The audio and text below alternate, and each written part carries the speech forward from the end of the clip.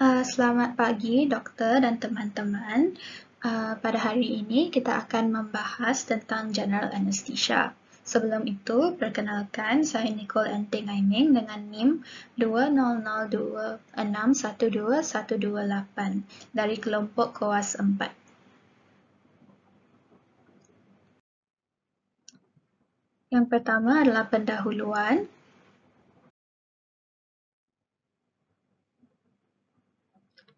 Jadi sebagai pendahuluan, menurut Royal College of Anesthesiology, anestesi adalah suatu tindakan yang menghilangkan rasa nyeri ketika melakukan pembedahan atau berbagai prosedur lainnya.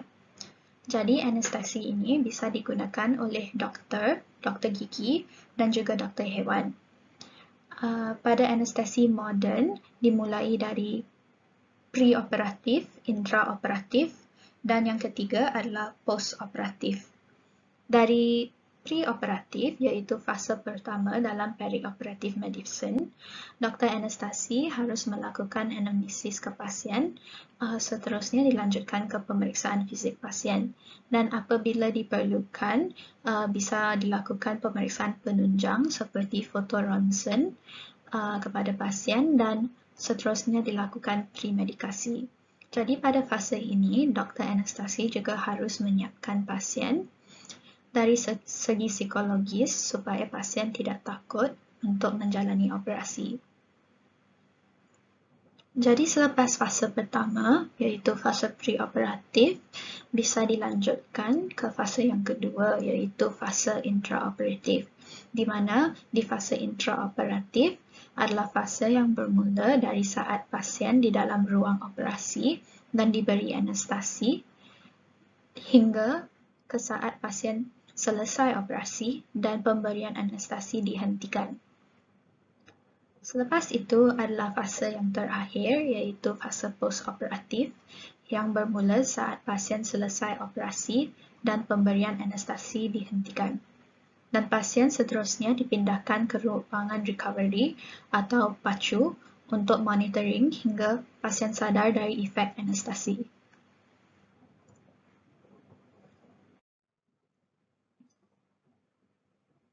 Sekarang saya akan melanjutkan ke klasifikasi anestesi. Jadi, anestesi terdapat 3, iaitu anestesi umum, anestesi regional, dan anestesi lokal. Jadi, untuk anestesi umum digunakan untuk menghilangkan rasa nyeri secara sentral dan disertai kehilangan kesedaran. Yang kedua adalah anestesi regional yang dapat menghilangkan rasa nyeri pada pasien di sebahagian anggota tubuh tertentu tanpa kehilangan kesedaran. Yang ketiga adalah anestesi lokal, di mana anestesi digunakan untuk menghilangkan rasa nyeri di satu anggota tubuh seperti jari tanpa kehilangan kesedaran. Jadi anestesi umum sering digunakan untuk operasi besar dan anestesi regional bisa dibagi kepada 2 tipe, iaitu anestesi epidural dan anestesi spinal. Anestesi epidural ini digunakan waktu persalinan. Dan kemudian terdapat anestesi lokal yang digunakan untuk operasi minor seperti operasi pada kuku yang tercabut.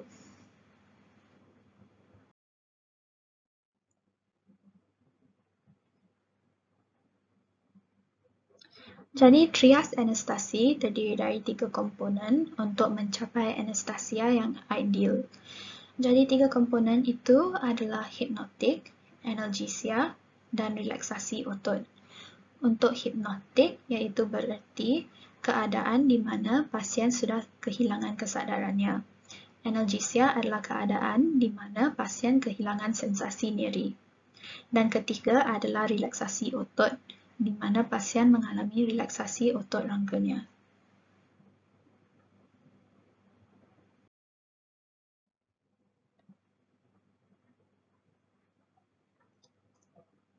Sekarang saya akan lanjut ke anestesi umum.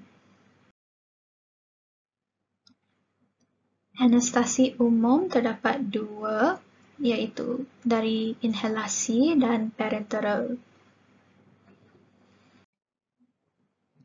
Sekarang saya akan membahas tentang anestesi parenteral. Anestesi parenteral sering diberi untuk induksi dengan cara intravena, intramuskular, dan intranasal. Indikasinya adalah dewasa dan anak-anak di atas 10 tahun yang kooperatif. Onsetnya cepat dan rapid. Jadi, anestesi parenteral mempunyai onset yang rapid kerana molekul dari anestesi yang digunakan mempunyai solubility lipid yang tinggi yang memudahkan molekul mempenetrasi blood-brain barrier. Untuk anestesi umum parenteral terdapat 3 jenis, iaitu anestesi IV klasik, anestesi IV neurolab, dan anestesi IV total. Untuk anestesi IV klasik, pasien akan dalam keadaan hipnotik dan anestesia. Dalam anestesi IV neurolab, pasien dalam hipnotik ringan dan analgesia ringan. Untuk anestesi IV total, pasien dalam keadaan hipnotik, analgesia, dan terdapat relaksasi otot. Jadi, obat-obat yang sering digunakan dalam induksi anestesia melalui parenteral adalah seperti propofol, thiopental, ketamin, dan etomidate. Propofol ini sering digunakan dan onsetnya rapid. Recovery-nya juga rapid tetapi sakit saat injeksi.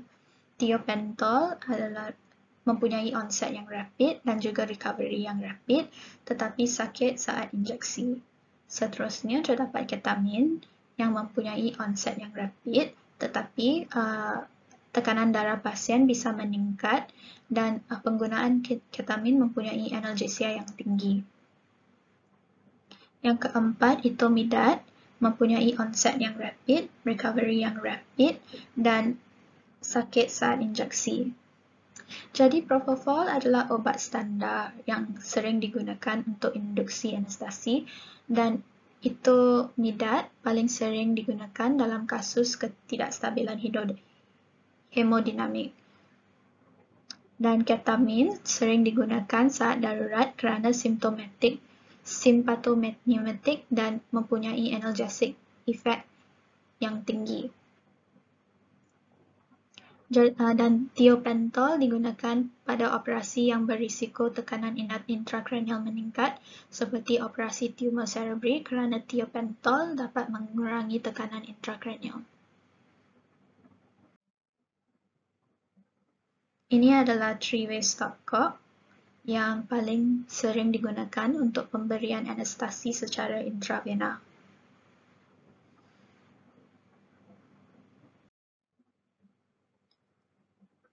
Sekarang saya akan membahas tentang anestesi inhalasi. Jadi metode ini dapat digunakan untuk induksi dan pemeliharaan anestesia. Bisa digunakan untuk dewasa dan juga anak-anak. Jadi onset anestesi inhalasinya tergantung pada blood gas partition coefficient. Jadi apabila blood gas partition coefficient-nya rendah, onsetnya akan meningkat.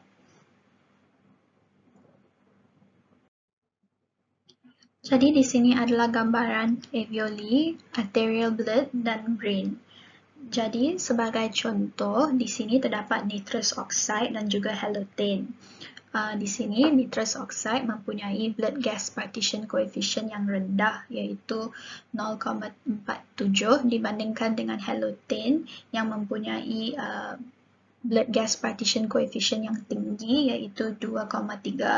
Jadi nitrous oxide di sini mempunyai blood gas partition yang rendah, jadi induksinya ke brain cepat dibandingkan dengan halotane yang mempunyai blood gas partition coefficient yang tinggi.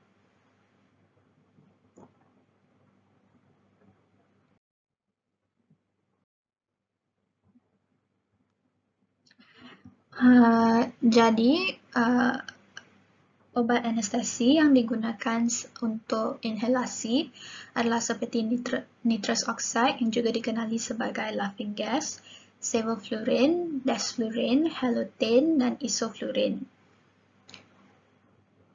Jadi untuk nitrous oxide, onsetnya rapid dan harus digunakan dengan obat anestesi yang lain untuk mencapai second gas effect.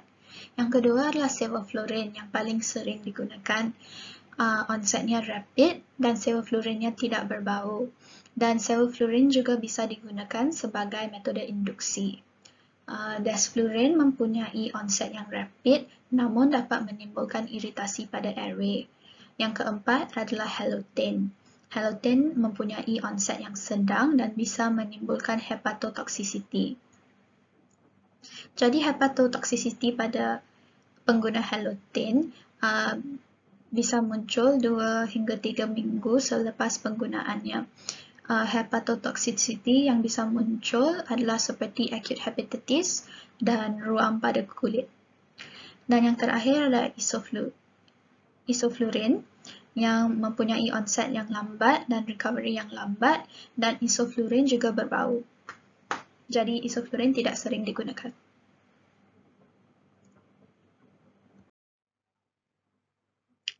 Di sini digambarkan klasifikasi anestesi umum yang terdapat intravenous anesthetics dan inhalation anesthetics. Untuk intravenous anesthetics, obat yang sering dipakai adalah ketamin, thiopental, propofol, fentanyl, remifentanil, midazolam, dan opioids. Untuk inhalation anesthetics terdapat halothane, sevoflurin, desflurin, isoflurin, dan enflurin.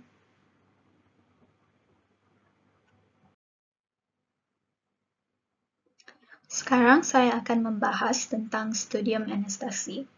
Jadi, studium anestesi yang pertama dibuat pada tahun 1847 oleh John Snow, kemudian diperkembangkan oleh Arthur Goodell pada tahun 1937. Tujuan studium anestesi adalah untuk menilai kedalaman anestesi pada pasien. Studium anestesi ini mempunyai 4 studium, di mana stadium ketiga dapat dibagi menjadi 4 plana. Jadi, pada stadium yang pertama adalah studium analgesia. Dimulai dari pemberian obat anestesi, seterusnya pasien mulai kehilangan kesadaran tetapi masih bisa mengikut perintah, dan diakhiri apabila pasien analgesi.